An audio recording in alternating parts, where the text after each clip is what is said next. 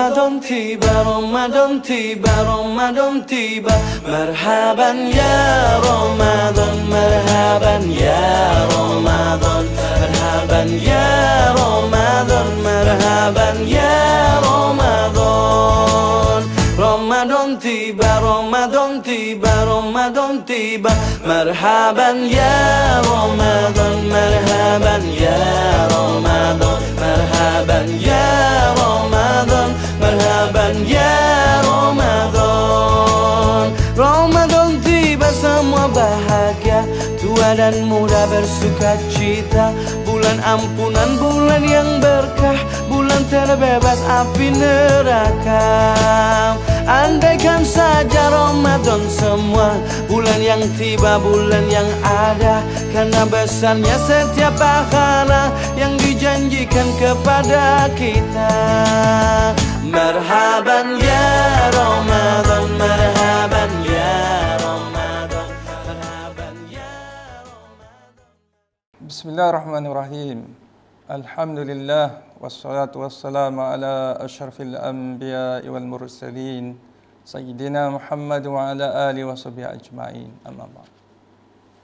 Alhamdulillah, syukur kepada Allah SWT pada hari ini 12 Ramadan 1443 Hijrah, kita dapat sekali lagi bersama-sama dalam program Q&A Ramadan anjuran Qiyas Channel. Pada pagi ini Ana akan menjawab beberapa soalan yang telah diberikan oleh beberapa orang penanya soalan. Soalan pertama ialah apakah cara terbaik untuk saya menghayati bulan Ramadan dan menambah amalan di dalamnya?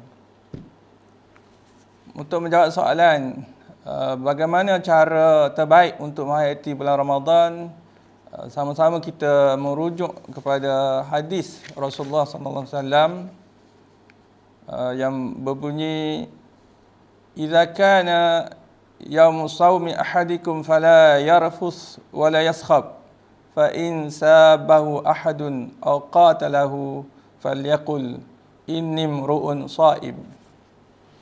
Maksudnya,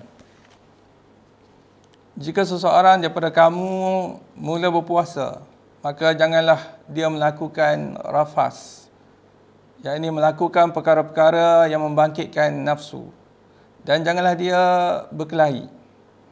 Sekiranya seseorang mencaci atau ingin berkelahi dengannya, hendaklah dia berkata, sesungguhnya aku berpuasa. Hadis ini menjelaskan kepada kita bagaimana penghayatan yang perlu dilakukan oleh orang yang berpuasa. Sebab berpuasa ini bukan sekadar menahan diri daripada makan dan minum sahaja, tetapi berpuasa ini menahan diri daripada melakukan perkara-perkara yang sia-sia. Sebenarnya disebut dalam hadis Rasulullah SAW yang berbunyi, "Innas siyama laisa min akli wa syurbi faqat, innamas siyamu minal lagwi war rafas." Puasa itu bukan sekadar makan dan minum sahaja, tetapi puasa itu juga daripada perbuatan-perbuatan yang sia-sia dan rafas. Kita kena ingat bahawa apabila kita berpuasa, kita mengharapkan Allah Ta'ala memberi pahala kepada kita. Sebab bukan semua orang yang berpuasa akan diberi pahala oleh Allah SWT. Sebabnya hadis Rasulullah SAW menyebut, "Rubba sha'im laisa lahu min siyami illa al-ju'." Ada beberapa ramai orang yang berpuasa tetapi tidak dapat apa-apa dari puasanya kecuali dahaga. Ini kerana mereka tidak meninggalkan perkara-perkara yang sia-sia dan juga meninggalkan amalan-amalan yang sia-sia. Rasulullah SAW bersabda, "Man lam yada' qawla zur wal amala bih, falaysa lillahi hajatun fi an yada'a ta'amahu wa syarabahu."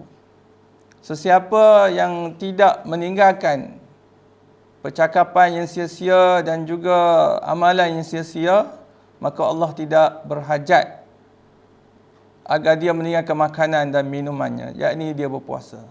Seolah-olahnya dia pada hakikatnya tidak berpuasa, kerana puasanya hanya menahan diri daripada makan dan minum sahaja. Sedangkan hakikat puasa itu mesti menahan diri daripada rafas, daripada perkara-perkara yang membangkitkan syahwat, membangkitkan nafsu dan juga perkara-perkara yang sia-sia. Jadi apabila seseorang itu nak menghayati Ramadan, dia kena tahan diri dia daripada sifat-sifat yang mazmumah, sifat-sifat yang keji, sifat pemarah, pendendam dan lain-lain lagi. Sebab itu dalam hadis sebut, kalau seseorang itu sedang puasa, ada orang yang memprovokasinya, membangkitkan kemarahan kepadanya, dia kena tahan diri. Kata kepada orang itu, aku berpuasa. Kalau orang itu, orang yang memprovokasinya faham, kita kena kata secara terus terang, aku berpuasa. Maknanya apabila kita berpuasa, kita tidak boleh berkelahi. Tapi kalau orang yang memprovokasikan kita itu tak faham, kita kata dalam diri kita saja, dalam hati kita saja, sesungguhnya aku berpuasa. Bila aku berpuasa, aku tak akan buat perkara-perkara yang sia-sia, tidak akan buat perkara-perkara yang membawa kepada perkelahian. Ini satu soalan, jawapan kepada satu soalan, bagaimana cara untuk menghayati bulan Ramadan. Kemudian dalam soalan yang sama juga disebut bagaimana untuk menambah amalan di dalam bulan puasa ini. Amalan pada bulan puasa ini, untuk kita menambah, kita digalakkan membaca Quran. Quran dan puasa tidak boleh dipisahkan. Kerana Allah SWT menyebut Syahr Ramadan allazi unzila fihi al-Quran. Bulan puasa adalah bulan yang diturunkan Quran. Jadi apabila kita berada dalam bulan puasa, kita tidak boleh tinggal daripada membaca Quran. Dan Rasulullah SAW selalu mengulang kaji Quran bersama Jibril AS. Sebagaimana disebut, Nabi SAW menceritakan bahawa Jibril membacakannya Al-Quran setiap setahun sekali pada bulan Ramadan. Dan pada tahun kewafatannya, baginda Rasulullah SAW dibacakan oleh Jibril AS 2 kali. Tapi kalau tahun-tahun yang sebelum itu, setiap tahun sekali pada bulan Ramadan. Oleh kerana itu, untuk kita menambah amalan kita, hendaklah kita membaca Quran ini sepanjang bulan Ramadan sehingga khatam Quran. Dan ulama-ulama pada zaman dulu, memang bulan puasa mereka bersungguh untuk mengkhatamkan Al-Quran ini. Ada yang ulama tiga malam mereka khatam satu Quran. Ada yang seminggu sekali khatam. Ada yang 10 hari sekali khatam. Dan mengikut satu riwayat bahawa Imam Syafi'i rahimahullah mengkhatamkan Quran dalam bulan puasa ini 60 kali. Maknanya kalau 60 kali, kita boleh katakan Imam Syafi'i rahimahullah mengkhatam Quran ini 2 kali. 2 kali khatam sehari. Dan ini dia lakukan di luar solat. Bagaimana cara untuk kita mengkhatam Quran ini untuk sebulan sekali? Berapa panduan telah diberikan? Sekurang-kurangnya kita baca 2 helai Quran itu ataupun 4 muka surat setiap kali selepas solat 5 waktu. Satu juz Quran ada 10 helai. 10 muka 10 line mengandungi 20 muka surat. Jadi kalau kita baca 4 muka surat setiap kali solat, jadi 4 kali 5 waktu solat, jadi 20 muka surat. Kita akan dapat khatam Quran sekali untuk sebulan. Dan sebanyak lagi lah amalan-amalan yang boleh kita tambah, seperti bersedekah, di mana disebut dalam sepotong hadis daripada Ibn Abbas, qala kana Rasulullah sallallahu alaihi wasallam ajwadun nas wa kana ajwadu ma yakunu fi Ramadan. Ibn Abbas radhiyallahu anhuma berkata, Rasulullah SAW adalah manusia yang sangat pemurah dan baginda akan menjadi lebih pemurah pada bulan Ramadan. Maknanya Rasulullah SAW suka bersedekah lebih-lebih lagi bulan Ramadan. Kerana itu kalau tuan-tuan, perempuan nak menambah amalan di bulan Ramadan, perbanyakkan sedekah.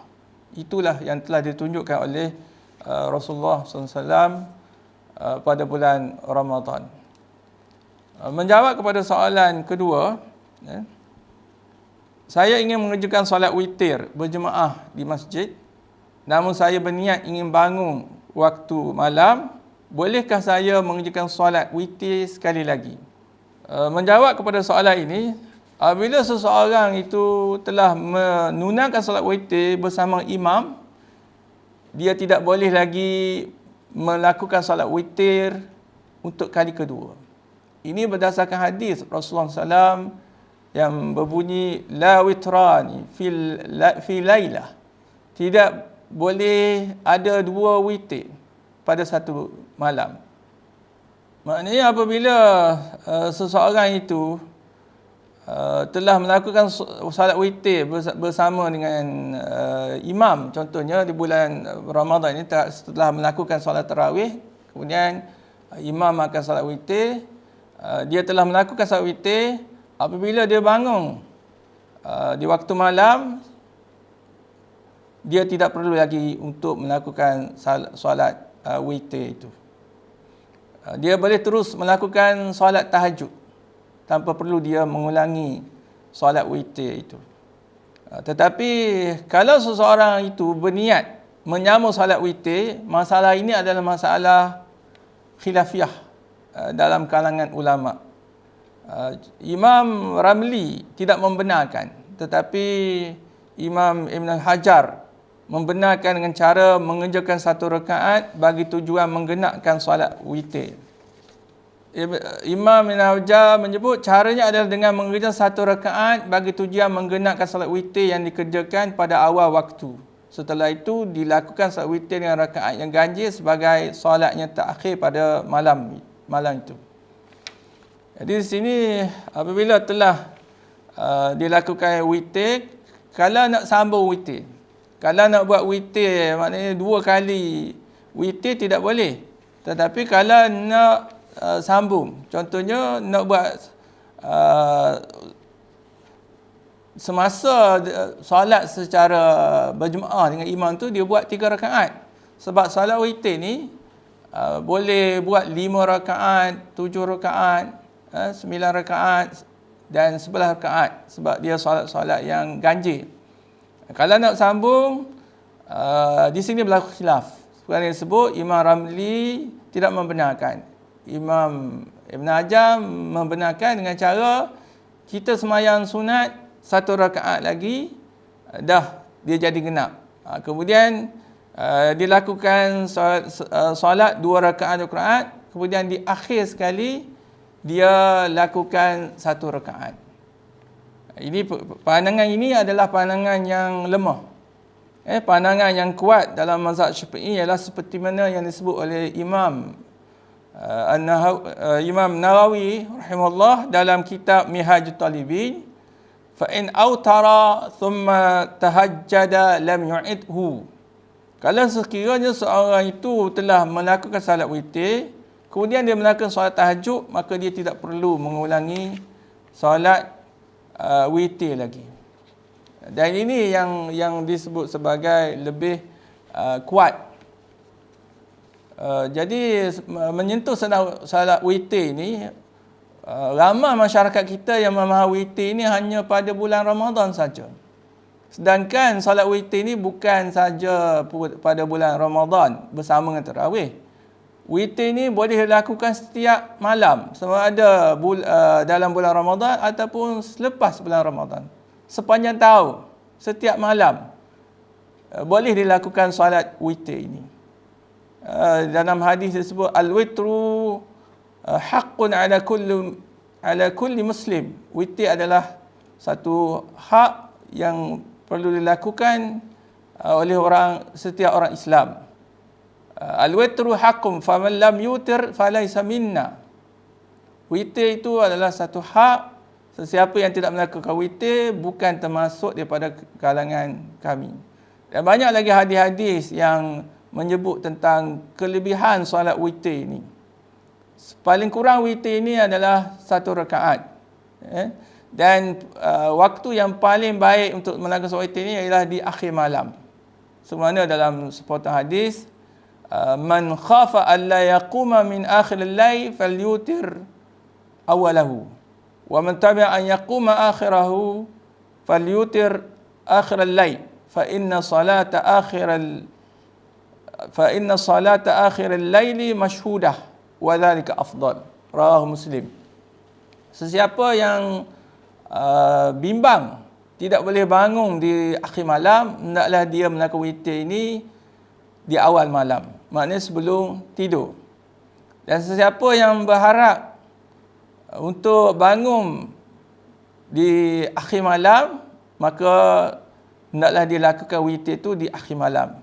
Kerana solat di akhir malam itu disaksikan. Dan itu yang lebih afdal. Maksudnya afdal witir ini ialah setelah seseorang itu tidur, kemudian bangun solat tahajud, kemudian dilakukan solat witir. Untuk bulan puasa ini dicadangkan supaya ahli jemaah bersolat tarawih dan witir bersama dengan imam. Sehinggalah imam itu beredar. Barulah dia akan dituliskan pahala orang yang qiyam semalaman. Ini berdasarkan hadis, innahu man qama ma'al imami hatta yansarif kutiba lahu qiyam lailah. Sesiapa yang berdiri bersama imam sehingga imam beredar, dituliskan baginya ganjar orang yang qiyam semalaman. Maknanya kalau seseorang itu solat tarawih, kemudian 8 rakaat, kemudian dia meninggalkan imam, tak sempat dia melakukan solat witir bersama imam, itu tidak afdal. Dan dia tidak tidak dituliskan baginya pahala qiyam semalaman. Kalau dia nak dapat pahala qiyam semalaman, hendaklah dia solat tarawih bersama dengan imam, kemudian hendaklah dia solat witir juga bersama dengan imam. Kemudian kita menjawab soalan yang ketiga. Jika saya membatalkan puasa saya pada bulan Ramadan tanpa keuzuran, apakah hukumnya? Hukum membatalkan puasa pada bulan Ramadan tanpa keuzuran adalah haram. Puasa sebulan Ramadan ini adalah satu kewajipan yang merupakan salah satu rukun Islam. Semana hadis Rasulullah SAW menyebut Bunyal Islam ala khamsin. Dibina Islam itu atas 5 perkara. Disebut dalam itu adalah berpuasa. Dan dalam ayat yang lain Allah Ta'ala menyebut, ya ayyuhallazina amanu kutiba alaikumus shiyam. Wahai orang beriman, difardukan kepada kamu berpuasa. Menunjukkan kepada kita puasa itu adalah satu kefarduan. Kalau sesiapa yang meninggalkan suatu kewajipan, itu adalah suatu perkara yang haram, perbuatan yang haram. Dan dalam ayat itu juga, ayat yang ya allazina amanu kutiba alaikumus shiyam, di akhir, di hujung ataupun di tengah ayat disebut faman kana minkum maridan aw ala safarin fa'iddatun min ayyamin ukhra. Sesiapa yang sakit atau bermusafir, hendaklah dia mengganti puasanya itu pada hari yang lain, Maknanya orang yang sakit dan bermusafir diberi kelonggaran untuk berbuka. Ini dikira sebagai keuzuran syar'i. Ada uzur syarak. Penanya soalan tadi menyebut kalau dia membatalkan puasa tanpa keuzuran. Maknanya dia bukan orang yang sakit, bukan orang musafir, dia bermukim, dia sihat, tak berpuasa. Maka jelas dia melakukan perbuatan yang haram.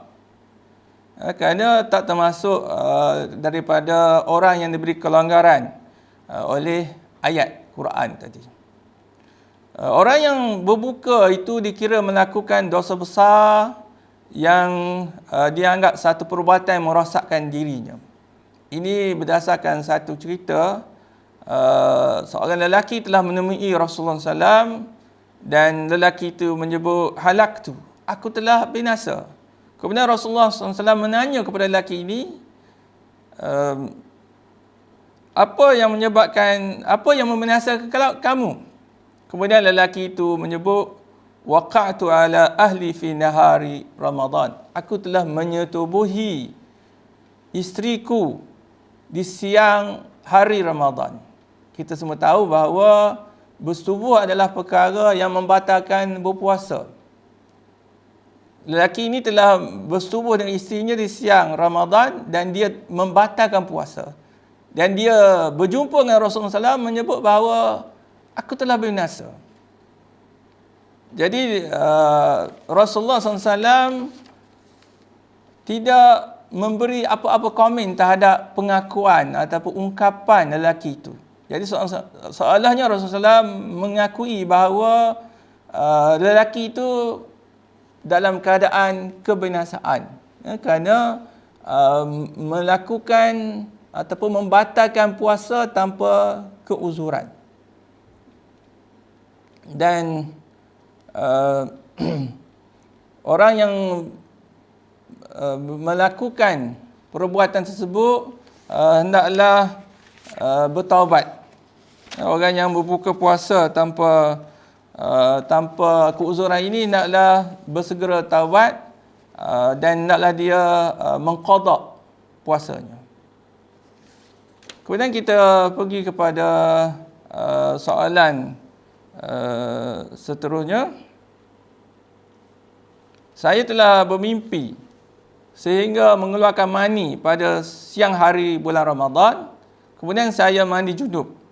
Adakah mani junub tersebut membatalkan puasa saya? Adakah mani junub itu membatalkan puasa saya? Mani junub tidak membatalkan puasa. Walaupun tidak sengaja tertelan air, tertelan sedikit air ketika mandi.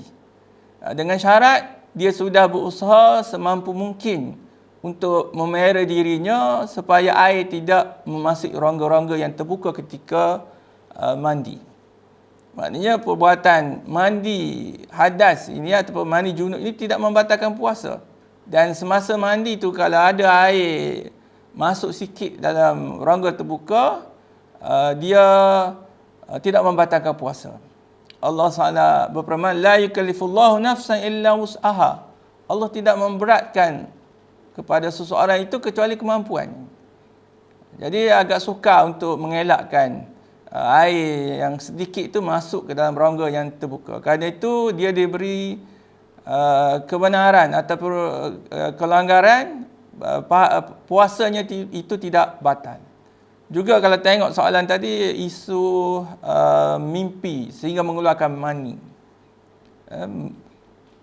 Seseorang bermimpi sehingga mengeluarkan mani juga sebenarnya tidak membatalkan puasa. Kerana perbuatan itu tidak sengaja. Kalau perbuatan mengeluarkan mani dengan sengaja, itu membatalkan puasa. Tapi sekarang ini dia mimpi keluar mani. Sebenarnya ayat tadi, la yukallifullahu nafsan illa wus'aha. Allah tidak memberatkan seseorang kecuali atas kemampuannya. Begitu juga dalam masalah mimpi ini, dia diangkat qalam. Rafa'al qalam an thalathah. Diangkat qalam itu daripada 3 golongan. Salah satunya daripada anin naimi hatta yastaiqaza. Diangkat dosa daripada orang tidur sehingga dia jaga. Maknanya mimpi ni dalam keadaan dia tidur. Jadi dia tidak berdosa, dan kalau dia keluar mani, air mani itu yang keluar melalui bermimpi itu tidak membatalkan puasanya. Soalan yang keempat, dan kita pergi kepada soalan yang terakhir, iaitu bolehkah bagi seorang wanita memakan ubat untuk melewatkan haid pada bulan Ramadan? Ini isu semasa. Seseorang zaman sekarang ini ada ubat untuk menahan daripada haid, sama ada pil ataupun ubat berbentuk cairan. Isunya apa hukum menelan ubat penahan haid ini untuk mendapat kelebihan berpuasa penuh. Sebab kita tahu wanita ini tidak dapat berpuasa penuh kerana mereka kedatangan haid. Sebab apabila mereka kedatangan haid, maka mereka tidak dibenarkan berpuasa. Kalau mereka berpuasa juga, puasanya tidak sah. Kerana syarat untuk berpuasa mesti suci daripada hadas haid ini. Menjawab soalan itu, penggunaan pil penahan haid bagi wanita yang nak berpuasa penuh adalah termasuk dalam urusan keduniaan. Asal bagi perkara-perkara yang melibatkan keduniaan adalah harus, selagi mana tidak ada dalil yang melarangnya. Ini berdasarkan kaedah fiqh yang berbunyi al-aslu fil asya' al-ibahah hatta yadul ad-dalilu 'ala al-tahrim. Asal bagi setiap perkara yang bukan urusan ibadat adalah harus, sehingga terdapat dalil yang mengharamkannya. Dalam isu ini tidak ada dalil yang melarang menggunakan ubat penahan haid itu. Namun sekiranya terbukti dari sudut perubatan bahawa penggunaan ubat itu akan memudaratkan penggunanya, sama ada dalam tempoh yang singkat ataupun tempoh yang panjang, maka hukumnya akan berubah daripada harus kepada haram. Ini berdasarkan hadis Rasulullah SAW yang berbunyi la dara wa la dirar. Tidak boleh memberikan kemudaratan dan tidak boleh saling berbalas memberi kemudaratan. Jadi kesimpulan daripada huraian di atas, mengambil ubat untuk menahan haid kerana ingin berpuasa penuh pada bulan Ramadan adalah dibolehkan, dengan syarat tidak memudaratkan tubuh penggunanya setelah mendapat nasihat daripada pihak doktor. Tetapi yang afdalnya tidak mengambil pil tersebut dan kekal tidak mengambil ubat tersebut dan kekal mengikut takdir, sebagaimana yang disebut dalam hadis ketika Aisyah radhiyallahu anha bersama Rasulullah SAW melakukan haji. Tiba-tiba Aisyah radhiyallahu anha mari haid. Rasulullah SAW masuk menemui Aisyah radhiyallahu anha. Aisyah radhiyallahu anha menangis. Menangis kerana dia mari haid. Apabila mari haid, dia banyak perkara dia tidak boleh lakukan dari segi ibadat. Contohnya dia tidak boleh solat, tidak boleh berpuasa, dan sekarang ini nak menunaikan haji. Kemudian Rasulullah SAW menanya kepada Aisyah radhiyallahu anha, adakah kamu mari haid? Aisyah menjawab bahawa dia memang betul dia mari haid. Kemudian Rasulullah SAW menyebut, inna hadza syai'un katabahu Allahu ala banati Adam. Faqdi ma yaqdil muhrim ghaira alla tatufi bil bait. Haid ini adalah satu perkara yang Allah Ta'ala telah tetapkan kepada banati Adam, anak perempuan Adam, kepada orang perempuan. Kerana itu apabila kamu nak melakukan amalan haji, maka kamu lakukan semua amalan orang yang berihram haji ini, kecuali kamu tidak boleh melakukan tawaf. Amalan haji yang lain seperti sa'i contohnya boleh dilakukan, mabit di Mina, di Muzdalifah, melontar boleh dilakukan. Tetapi yang kamu tidak boleh lakukan hanya tawaf. Kerana tawaf ini sama seperti juga solat.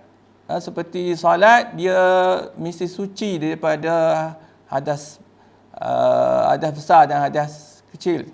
Kerana itu amalan lain boleh lakukan, hanya tawaf saja. Oleh kerana haid ini sesuatu yang tidak boleh elakkan, maka Allah memberi kerenganan kepada wanita untuk berbuka dan mengqadanya pada masa akan datang. Ini disebut oleh Aisyah radhiyallahu anha, kunna nahidu ala ahdi Rasulullah sallallahu alaihi wasallam thumma nathur fayamuruna biqada'is shaum wa la ya'muruna biqada'is salam. Kami berhaid di zaman Rasulullah SAW, kemudian kami suci. Apabila kami suci, kami disuruh supaya mengqada puasa, tetapi kami tidak disuruh supaya mengqada salat. Jelas kepada kita, di zaman Rasulullah SAW, sahabat ini mereka, sahabat yang perempuan ini mereka meninggalkan puasa. Mereka tidak berpuasa apabila mereka mari haid. Kemudian mereka mengqada haid ini setelah habis bulan puasa ataupun setelah mereka suci. Kerana itu seperti mana yang disebut tadi, adalah afdal untuk tidak mengambil pil penahan haid ataupun apa saja bentuk ubat yang menahan haid. Kerana dia melanggar kebiasaan wanita dan ada kemungkinan dia ada kesan lain. Kesan contohnya melibatkan peredaran haidnya tidak menentu. Sebab itu untuk mendapatkan ubat itu perlu nasihat doktor. Dan yang afdal, yang terbaiknya tidak mengambil. Kerana benda ni sesuatu yang telah ditetapkan kepada orang perempuan. Sebenarnya walaupun wanita itu tidak boleh bersolat dan juga melakukan puasa, wanita haid itu tidak boleh berpuasa, mereka boleh melakukan amalan-amalan lain dalam bulan puasa. Contohnya mereka boleh memperbanyakkan sedekah. Wanita itu boleh memberi makan kepada orang yang berpuasa. Wanita itu memperbanyakkan aktiviti keilmuan, mendengar ceramah di YouTube dan sebagainya. Dan dalam satu hadis, Aisyah radhiyallahu anha menanyakan kepada Rasulullah SAW, "Ra'aita in wafaqtu lailatal qadri ma ad'u?" Qala taquli Allahumma innaka afun tuhibbul afwa fa'fu anni. Rasulullah, Aisyah radhiyallahu anha menanya kepada Rasulullah SAW, wahai Rasulullah, bagaimana ataupun apa yang perlu aku lakukan kalau aku berjumpa dengan malam Lailatul Qadar? Apa doa yang aku nak baca? Rasulullah SAW menjawab, naklah engkau baca Allahumma innaka afuun. Allahumma, sesungguhnya ya Tuhanku, sesungguhnya engkau afun, pemaaf. Tuhibbul afwa, kau suka memberi maaf. Fa'fu anni, maaflah aku. Maknanya amalan berdoa dan berzikir boleh dilakukan oleh wanita semasa haid, tidak dilarang. Maknanya wanita itu tidak terlepas peluang untuk melakukan kebaikan ataupun mendapatkan keberkatan daripada bulan puasa. Jadi akhir sekali kita mengharapkan bulan puasa ini akan memberi peluang kepada kita semua diberi keampunan oleh Allah SWT. Sebenarnya kita bimbang rahima anfa'abt dakhala ali Ramadan falam yughfar lahu. Sangat malang orang yang berkesempatan melalui Ramadan tetapi tidak diampunkan dosanya. Sedangkan bulan puasa itu adalah bulan untuk meraih keampunan pada Allah SWT. Sebagaimana dalam hadis, man shama Ramadan imanan wa ihtisaban ghufira lahu ma taqaddam min zambih. Sesiapa yang berpuasa di bulan Ramadan ini dengan penuh keimanan dan juga mengharapkan pahala pada Allah Taala, diampunkan dosa-dosanya yang lalu. Kerana itu sama-sama kita mengerebut peluang untuk mendapatkan keampunan Allah SWT di bulan puasa ini. Setakat itu dulu program Q&A kita. Aqulu qawli hadza wa astaghfirullah li wa lakum. Wassalamualaikum warahmatullahi taala wabarakatuh.